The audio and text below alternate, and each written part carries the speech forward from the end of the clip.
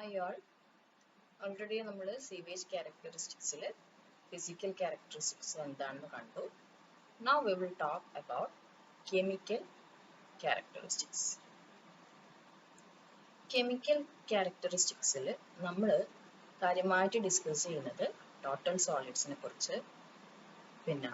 pH, then chloride content, nitrogen content, sulfides, grease, oils and fats, then DO, that is dissolved oxygen, BOD, COD. ഇത്രയും കാര്യങ്ങളാണ് നമ്മൾ chemical ക്യാരക്ടറിസ്റ്റിക്സിനെ കുറിച്ചിട്ട് discuss ചെയ്യുക. അതിൽ തന്നെ ഈ വീഡിയോയിൽ ഇത്രയും പാരാമീറ്റേഴ്സ് ആയിരിക്കും നോക്കുന്നത്. Dissolved oxygen, BOD and COD നമ്മൾ നെക്സ്റ്റ് വീഡിയോയിലായിരിക്കും ഡിസ്കസ് ചെയ്യുക. സോ ഫസ്റ്റ് വൺ ടോട്ടൽ സോളിഡ്സിലേക്ക് പോകാം. നമുക്ക് ഒരു വാട്ടർ സാമ്പിൾ ഉണ്ടെന്ന് വിചാരിക്കാം. So suppose the sample is evaporated. Sample നമ്മൾ evaporate ചെയ്ത് കഴിഞ്ഞു കഴിഞ്ഞാൽ full 99.9% water ആണ് അത് evaporate ചെയ്ത് പോകും. Okay, remaining 0.1% എന്താണ് സോളിഡ്സ് ആണ്. ആ സോളിഡ്സിനെയാണ് നമ്മൾ എന്ത് പറയുന്നത് ടോട്ടൽ സോളിഡ്സ്. ക്ലിയർ ആണല്ലോ. ഇനി ഈ ടോട്ടൽ സോളിഡ്സിനെ നമ്മൾ രണ്ടായിട്ട് ക്ലാസിഫൈ ചെയ്യും. The first one is fixed solids and the second one is volatile solids. Okay, നമ്മളൊരു സാമ്പിൾ വാട്ടർ സാമ്പിൾ അല്ലെങ്കിൽ sewage sample based water sample നമ്മൾ എടുത്തു. അതിനെ ഇവോപ്പറേറ്റ് ചെയ്തപ്പോൾ 99.9% വാട്ടർ ആയതുകൊണ്ട് തന്നെ ആ വാട്ടർ ഇവോപ്പറേറ്റ് ചെയ്തു. റിമൈനിങ് പോർഷൻ ആണ് സോളിഡ്സ്. അത് 0.1% സോളിഡ്സ് ആണ്. ആ സോളിഡ്സിനെയാണ് നമ്മൾ എന്ത് പറയുന്നത് ടോട്ടൽ സോളിഡ്സ്. അതിനെ നമുക്ക് രണ്ടായിട്ട് ക്ലാസിഫൈ ചെയ്യാം. One is organic solids. Organic solids-നെയാണ് നമ്മൾ എന്ത് പറയുന്നത് volatile solids എന്ന് പറയുന്നത്. രണ്ടാമത്തത് inorganic solids. അതിനെ നമ്മൾ fixed solids അല്ലെങ്കിൽ non volatile solids എന്ന് പറയും. Okay, so solids is classified into two, organic and inorganic, or volatile or non volatile. The non volatile solids is also known as fixed solids. നമ്മൾ അധികവും term ആയിട്ട് കാണുക fixed solids ആയിരിക്കും. What do you mean by fixed solids? Okay, അപ്പോൾ inorganic പോർഷനെയാണ് നമ്മൾ എന്ത് പറയുന്നത് ഒരു ടോട്ടൽ സോളിഡ്സിൽ ഇനോർഗാനിക് ആയിട്ടുള്ള മാറ്ററിനെയാണ് നമ്മൾ എന്ത് പറയുന്നത് ഫിക്സ്ഡ് സോളിഡ്സ്. ഇനി എന്തൊക്കെയാണ് ഇനോർഗാനിക് മാറ്റർ അല്ലെങ്കിൽ എന്തൊക്കെയാണ് ഫിക്സ്ഡ് സോളിഡ്സിൽ വരിക? Like sand, gravel, debris, then salts and alkalis from bathroom. ഇത്തരം മെറ്റീരിയൽസ് ആണ് നമ്മൾ ഇനോർഗാനിക് അല്ലെങ്കിൽ ഫിക്സ്ഡ് സോളിഡ്സ് ആയിട്ട് കൺസിഡർ ചെയ്യുക. നേരെ മറിച്ച് വോളട്ടൈൽ അതായത് ഓർഗാനിക് കമ്പോണൻസ് എന്ന് പറയുന്നത് ഏതായിരിക്കും? Like carbohydrates, urea, protein, hydrocarbons, amino acids, അത്തരം കാറ്റഗറീസിൽ വരുന്നതാണ് നമ്മൾ എന്തായിട്ട് കൺസിഡർ ചെയ്യുക? വോളട്ടൈൽ ആയിട്ട് കൺസിഡർ ചെയ്യുക. അപ്പോൾ 45% of total solids will belong to volatile solids. Now, how to determine what is the total quantity of volatile solids? എങ്ങനെയാണ് നമുക്ക് volatile solids ഈ total solidsൽ ഒരു പോർഷൻ ഫിക്സ്ഡ് സോളിഡ്സ് ആണെന്ന് മനസ്സിലായി, ഒരു പോർഷൻ volatile solids ആണെന്ന് മനസ്സിലായി. എങ്ങനെയാണ് ഇത് volatile solidsന്റെ ക്വാണ്ടിറ്റി എങ്ങനെയാണ് കണ്ടുപിടിക്കാന്ന് വെച്ച് കഴിഞ്ഞാൽ ഇത് നമ്മൾ ആദ്യം സാമ്പിൾ എടുത്തു, എന്നിട്ട് അതിനെ ഇവോപ്പറേറ്റ് ചെയ്തപ്പോൾ നമുക്ക് 0.1% സോളിഡ്സ് കിട്ടി അല്ലേ. ഈ ടോട്ടൽ സോളിഡ്സ് ആണ് നമ്മൾ ഡ്രൈ റെസിഡ്യൂ, അതായത് ഇവോപ്പറേറ്റ് ചെയ്ത് നമ്മൾ ഡ്രൈ ആക്കി കിട്ടുന്ന ഈ റെസിഡ്യൂവിനെ, ഈ total സോളിഡ്സിനെ what will we do is just heat and ignite. ആ കിട്ടിയിരിക്കുന്ന ഡ്രൈ റെസിഡ്യൂവിനെ എന്ത് ചെയ്യുക? ഹീറ്റ് ചെയ്യുക, ഇഗ്നൈറ്റ് ചെയ്യുക. അപ്പൊ നമുക്ക് കിട്ടുന്ന റിമൈനിങ് പോർഷൻസ് ആണ് എന്ത് ഫിക്സ്ഡ് സോളിഡ്സ് ആയിട്ട് വരിക. നമുക്ക് എത്രയാണോ ഈ ടോട്ടൽ സോളിഡ്സ് എന്ന് ഈ ഹീറ്റ് ചെയ്ത് ഇഗ്നൈറ്റ് ചെയ്ത് കിട്ടിക്കഴിയുമ്പോഴേക്കും എത്രമാത്രം ലോസ് ഓഫ് വെയിറ്റ് സംഭവിക്കുന്നു. ഓക്കെ, ഒറിജിനൽ ടോട്ടൽ സോളിഡ്സിന് ഒരു വെയിറ്റ് ഉണ്ട്. ഹീറ്റ് ചെയ്ത് ഇഗ്നൈറ്റ് ചെയ്തതിന് ശേഷം നമ്മൾ വീണ്ടും വെയിറ്റ് എടുക്കുക. അപ്പൊ നമുക്ക് മനസ്സിലാവും there is a loss of wait.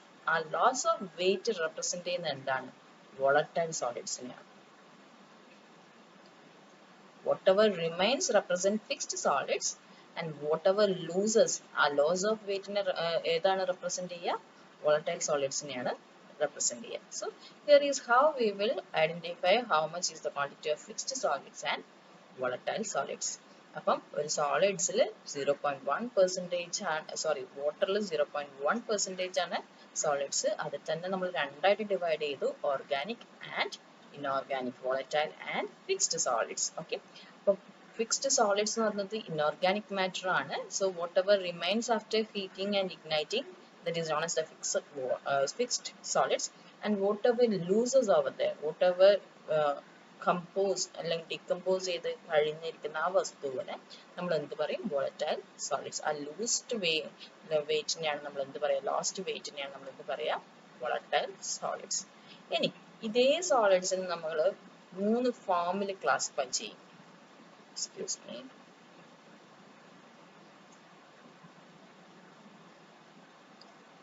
over here. Okay. 3 forms. 3 forms എന്ന് വെച്ച് കഴിഞ്ഞാൽ it is suspended solids, colloidal solids and dissolved solids. ഇങ്ങനെ 3 ഫോമിലാണ് ക്ലാസിഫൈ ചെയ്യുന്നത്. അപ്പോൾ ഫസ്റ്റ് വൺ ഞാൻ ഇവിടെ ഡിസ്കസ് ചെയ്യാൻ പോകുന്നത് സസ്പെൻഡഡ് സോളിഡ്സ് ആണ്. അപ്പോൾ സസ്പെൻഡഡ് സോളിഡ്സ് എന്ന് പറഞ്ഞാൽ നമുക്ക് എങ്ങനെ ഇത് ഐഡന്റിഫൈ ചെയ്യാൻ പറ്റുക എന്ന് വെച്ച് കഴിഞ്ഞാൽ, just take out A filter, ഒരു ഫിൽറ്റർ പേപ്പർ എടുക്കും. ഓക്കെ, എന്നിട്ട് ഇപ്പോൾ water through that filter paper, some filterable material will be, some material will be remaining over the filter. ആ മെറ്റീരിയലിനെയാണ് നമ്മൾ എന്ത് പറയുന്നത്, സസ്പെൻഡഡ് സോളിഡ്സ്. അതായത് നമുക്കൊരു ഫിൽറ്റർ പേപ്പറിലൂടെ വാട്ടർ പാസ് ചെയ്യുമ്പോൾ ഫിൽറ്റർ പേപ്പറിന്റെ മുകളിൽ കിടക്കുന്ന വസ്തുവിനെയാണ് നമ്മൾ എന്ത് പറയുക, സസ്പെൻഡഡ് സോളിഡ്സ്.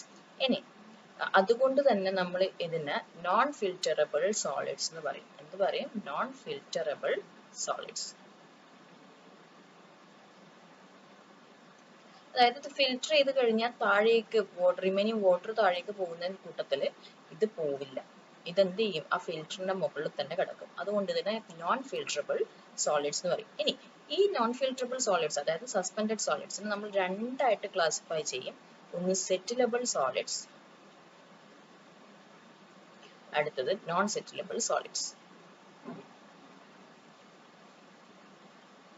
ഓക്കെ, അപ്പോൾ സെറ്റിലബിൾ സോളിഡ്സ് എന്താന്ന് വെച്ച് കഴിഞ്ഞാൽ, suppose if I take a cone, Imhoff cone എന്ന് പറയുന്നത്.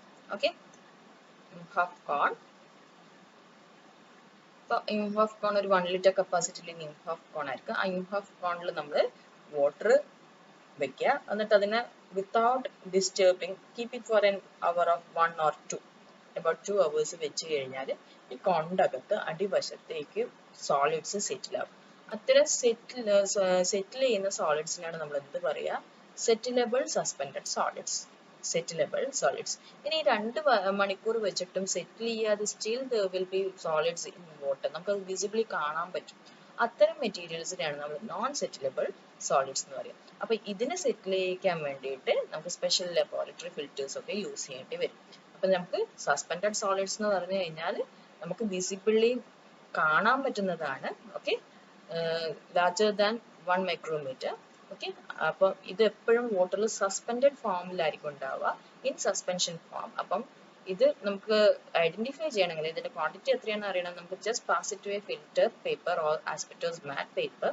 So whatever remains on the filter can be dried and weighed. അപ്പം ആ മെറ്റീരിയലിനെയാണ് നമ്മൾ സസ്പെൻഡഡ് സോളിഡ്സ് എന്ന് പറയുന്നത്, അല്ലെങ്കിൽ നോൺ ഫിൽറ്ററബിൾ സോളിഡ്സ് എന്ന് പറയുന്നത്. It is of 2 types, settlable and non-settlable. Settlable means which can be settled if it is kept undisturbed for a period of 2 hours. Okay, and if it does not settle, it belongs to the category of non-settlable solids. ഒന്നാമത്തെ category ആയ suspended solids കഴിഞ്ഞു. അതായത് നമുക്ക് naked I വെച്ച് കാണാൻ പറ്റുന്ന in suspension ഫോമിലുള്ള പാർട്ടിക്കിൾസിനെയാണ് നമ്മൾ സസ്പെൻഡഡ് സോളിഡ്സ് പറയുന്നത്. കാണാൻ പറ്റാതെ still it is there in the water, it impart some colour. നമുക്ക് മനസ്സിലാവും, കാണാൻ പറ്റുന്നില്ലെങ്കിലും അതിൻ്റെ അകത്ത് എന്തോ വസ്തു ഉണ്ടെന്ന് മനസ്സിലാവും. Maybe due to some muddiness or due to some colour.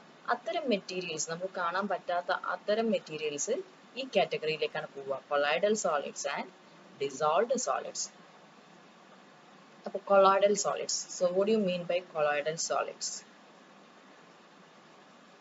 Colloidal solids are finely divided solids held in suspension, okay, and which cannot be removed by settling or filtering. അതായത് നമ്മളൊരു ഫിൽറ്റർ പേപ്പർ എടുത്തു അല്ലെ, നമുക്ക് filter പേപ്പറിലൂടെ pass ചെയ്ത് കഴിഞ്ഞപ്പോൾ ഇവിടെ കിടക്കുന്നതിനെ നമ്മൾ suspended solids അല്ലെങ്കിൽ നോൺ ഫിൽറ്ററബിൾ സോളിഡ്സ് എന്ന് പറയും.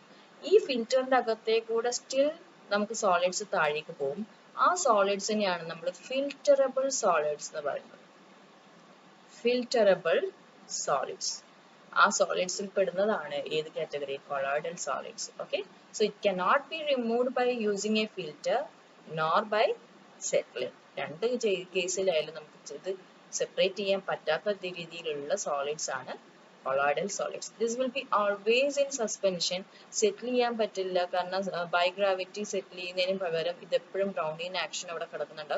Whenever it tries to settle, it will get a motion, velocity കിട്ടും, അപ്പോൾ വീണ്ടും it will start moving. അപ്പോൾ ആ Brownian action കാരണം ഒരിക്കലും ഇതിനെ സെറ്റിൽ ചെയ്യാൻ പറ്റില്ല. So how do we settle it? By some biological oxidation, then coagulation, or biological oxidation or coagulation. After coagulation, we will allow it to settle by sedimentation.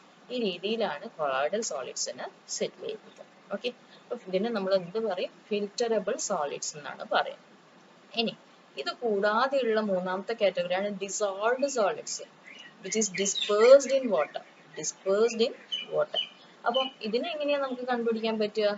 Just evaporate the water, you will get it. Okay, നമ്മൾ ഇത് രണ്ട് colloidal സോളിഡ്സും suspended സോളിഡ്സും ഒഴിവാക്കിയിട്ടുള്ള മെറ്റീരിയലിന് evaporate ചെയ്ത് കഴിഞ്ഞാൽ just as salt we will get the dissolved solids. So these are not visible. This is of this much micrometer size. Okay, so not visible with our naked eye, or it cannot be filtered out. ഇതും filterable solids ആണ്. നമുക്ക് എന്ത് ചെയ്യാൻ പറ്റില്ല? ഫിൽറ്ററിൽ keep ചെയ്യാൻ പറ്റില്ല. Okay, അപ്പം നമുക്ക് precipitation process വഴി by some chemical reactions or biological activities salt ആയിട്ട് റിസീവ് ചെയ്യാൻ പറ്റും. നമ്മൾ ഒന്നും കൂടി പറയുവാണ്. വാട്ടർ സാമ്പിൾ എടുത്ത് വാട്ടർ സാമ്പിളിൽ നമ്മൾ ആദ്യം ഒന്ന് ഇവോപ്പറേറ്റ് ചെയ്യുവാണെങ്കിൽ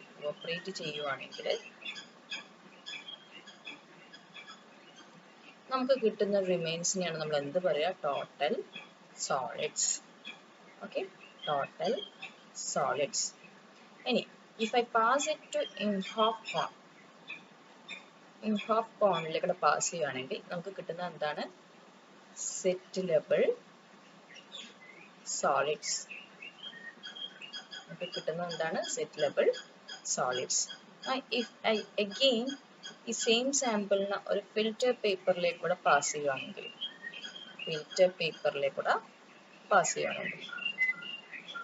I will get two items over here. The first one is the one which remains on the filter. ഫിൽറ്ററിന്റെ മുകളിൽ കിടക്കുന്നത്. അപ്പൊ അതിന് ഞാൻ ജസ്റ്റ് ഇവോപ്പറേഷൻ ഓഫ്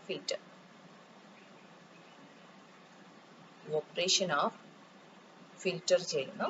അപ്പൊ ചെയ്യുമ്പോൾ നമുക്ക് ഫിൽറ്ററിന്റെ മുകളിൽ കിടക്കുന്ന വസ്തുവാണ് എന്ത്? സെറ്റിലബിൾ സോളിഡ്സ് എന്ന് പറഞ്ഞു അല്ലേ? അപ്പൊ നമ്മളൊക്കെ അവിടെ സസ്പെൻഡഡ് സെറ്റിലബിൾ സോളിഡ്സ്. അപ്പൊ അതിനെ നമ്മൾ TSS എന്ന് പറയും, ടോട്ടൽ സസ്പെൻഡഡ് സോളിഡ്സ് എന്ന് പറയും. ഓക്കെ, അപ്പൊ സസ്പെൻഡഡ് സോളിഡ്സ് ആണ് ഫിൽറ്ററിന്റെ മുകളിൽ കിടക്കുക. അപ്പൊ അതിന് ഇവോപ്പറേറ്റ് ചെയ്ത് കിട്ടുന്ന കണ്ടന്റ് നമ്മൾ ടോട്ടൽ സസ്പെൻഡഡ് സോളിഡ്സ് എന്ന് പറയും. ഓക്കെ, ഇനി one which passes through the filter. അപ്പൊ അതിനെ നമ്മൾ ഇവോപ്പറേറ്റ് ചെയ്യുവാണെങ്കിൽ ആ വാട്ടർ അടക്കം നമ്മൾ evaporation of filtrate. One which passes through the filter, അതാണ് നമ്മൾ ഫിൽറ്ററേറ്റ് എന്ന് പറയുന്നത്.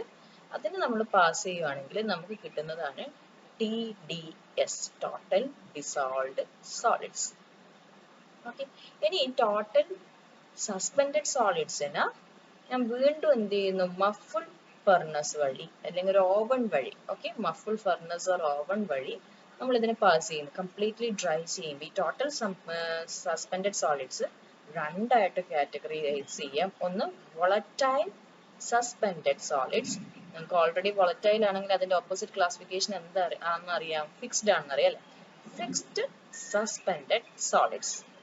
രണ്ട് ക്ലാസിഫിക്കേഷൻ കിട്ടി, fixed suspended solids and volatile suspend. ഇനി ടോട്ടൽ ഡിസോൾവ്ഡ് സോളിഡ്സ്, ഇതിനെയും നമ്മൾ മഫിൾ ഫർണസ് അല്ലെങ്കിൽ ഓവൻ വഴി നമ്മളിത് പാസ് ചെയ്യുകയാണെങ്കിൽ ഇതിനെയും നമുക്ക് രണ്ടായിട്ട് ക്ലാസിഫൈ ചെയ്യാം. Volatile dissolved solids, okay, and fixed dissolved solids. Fine. അപ്പൊ ഈ വോളറ്റൈൽ ഡിസോൾവ്ഡ് സോളിഡ്സും വോളറ്റൈൽ സസ്പെൻഡഡ് സോളിഡ്സും ഇത് രണ്ടും കൂടി കമ്പൈൻ ചെയ്ത് നിങ്ങൾക്ക് എന്ത് പറയാം? ടോട്ടൽ വോളറ്റൈൽ സോളിഡ്സ് എന്ന് പറയാം അല്ലേ? ടോട്ടൽ വോളറ്റൈൽ സോളിഡ്സ് എന്ന് പറയാം. അതേപോലെ fixed suspended solids fixed suspended സോളിഡ്സും ഫിക്സ്ഡ് ഡിസോൾവ്ഡ് സോളിഡ്സിനെയും കൂടിയിട്ട് നിങ്ങൾക്ക് എന്ത് പറയാം? ടോട്ടൽ ഫിക്സ്ഡ് സോളിഡ്സ് എന്ന് പറയാം. റൈറ്റ്? അപ്പൊ ഇത് രണ്ടും കൂടി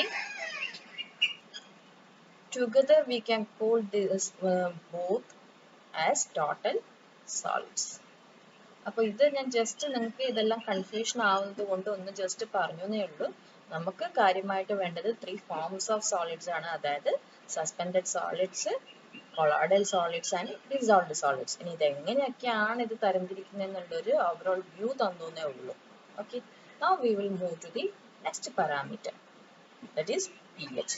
pH എന്താണെന്ന് നിങ്ങൾക്ക് അറിയാം. ഓൾറെഡി നമ്മൾ ഡ്രിങ്കിങ് വാട്ടറിന്റെ കേസിൽ നമ്മൾ നോക്കിയിട്ടുണ്ടായിരുന്നു.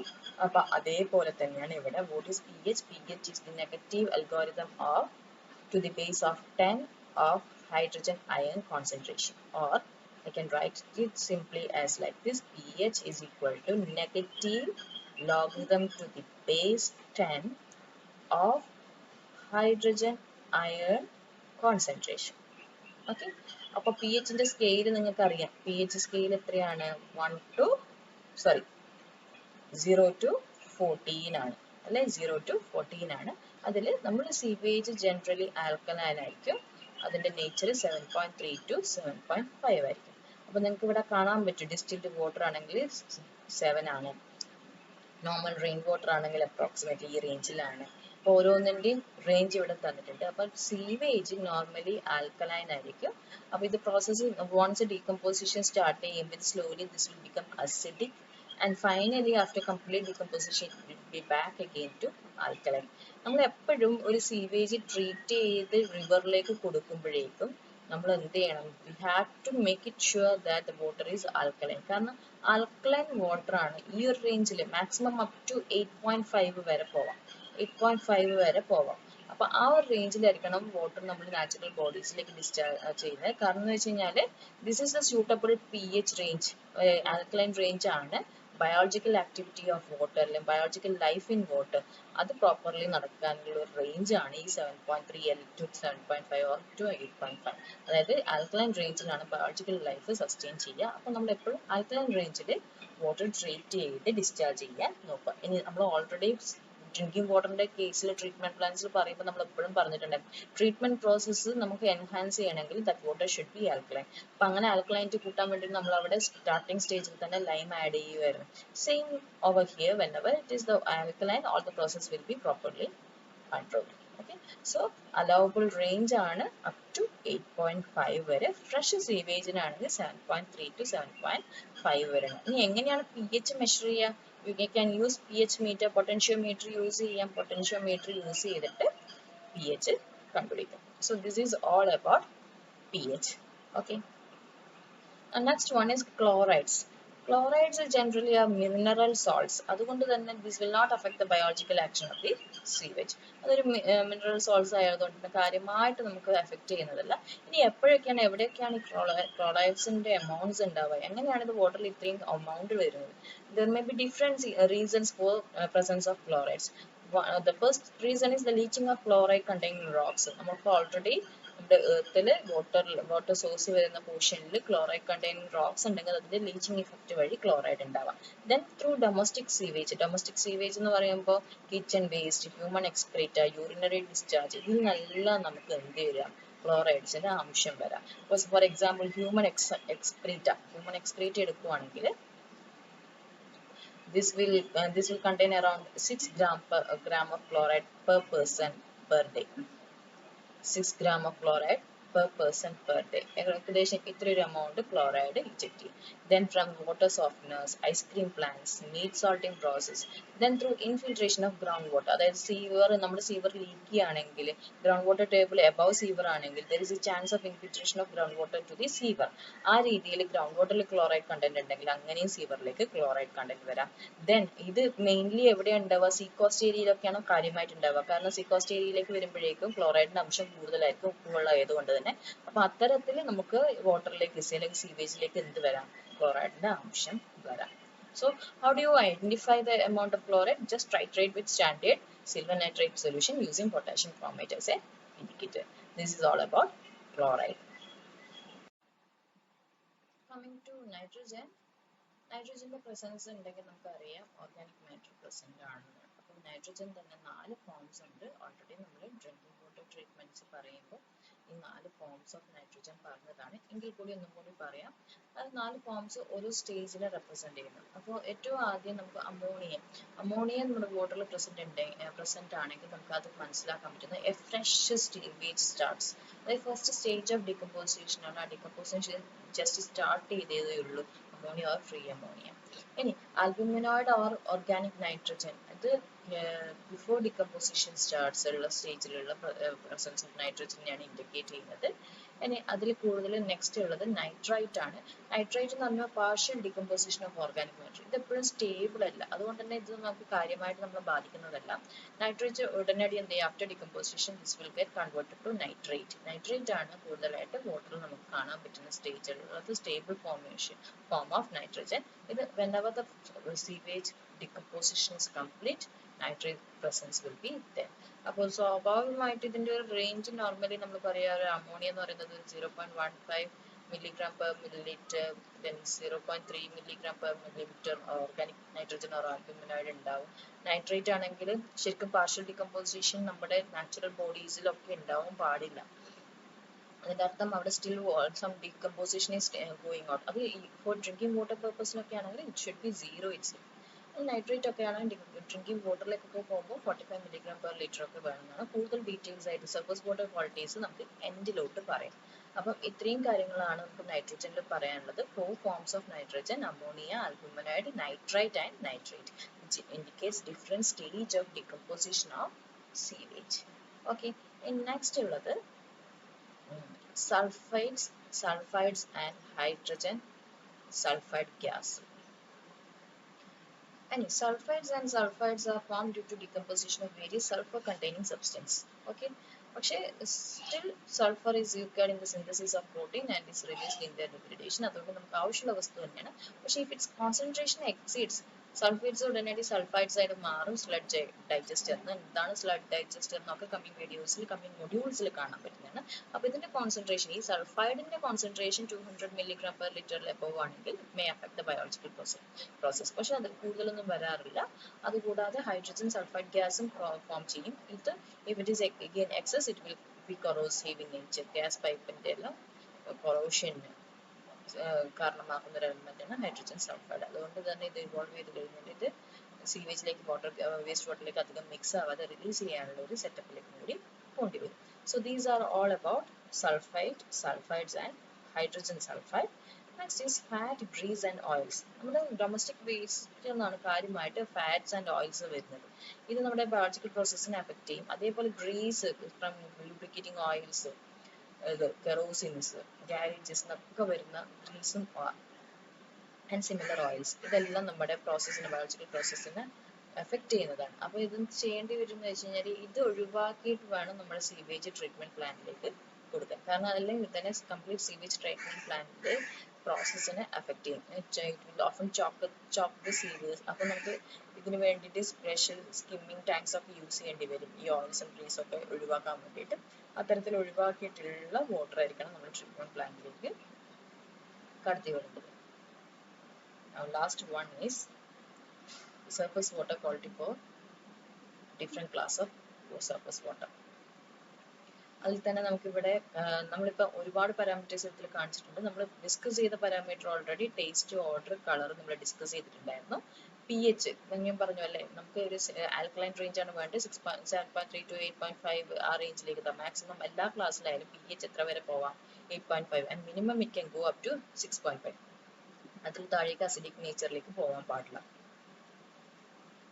Then DO, BOD നമ്മൾ കമ്മിങ് വീഡിയോസിൽ കോളിഫോം അതൊക്കെ നമ്മൾ കമ്മിങ് വീഡിയോസിൽ കാണും. Then ടോട്ടൽ ഡിസോൾവ്ഡ് സോളിഡ്സ് നമുക്ക് ക്ലാസ് എയിലാണ് 500 milligram per liter. Then class ബിയിലെ സ്പെസിഫിക്കേഷൻ തന്നിട്ടില്ല. Class C and class C ഈ ഒരു റേഞ്ചിലേക്ക് വരാം. ഓയിൽ ആൻഡ് ഗ്രീസിന്റെ റേഞ്ച് ഇവിടെ തന്നിട്ടുണ്ട്. Then ക്ലോറൈഡ്സിന്റെ റേഞ്ച് കണ്ടോ, ക്ലാസ് സിയിലാണ് 250, ക്ലാസ് സിയിലാണ് 600, ക്ലാസ് ഇയിലാണ് 600 again. sulfates ആണെങ്കിൽ 400,000. Nitrates നോക്കൂ, nitrates 20, then 50. Okay.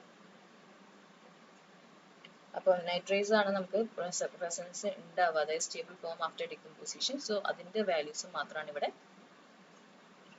തന്നിട്ടുള്ളത്. Then free ammonia ഇവിടെ തന്നിട്ടുണ്ട് 1.2 in class D stage. Okay.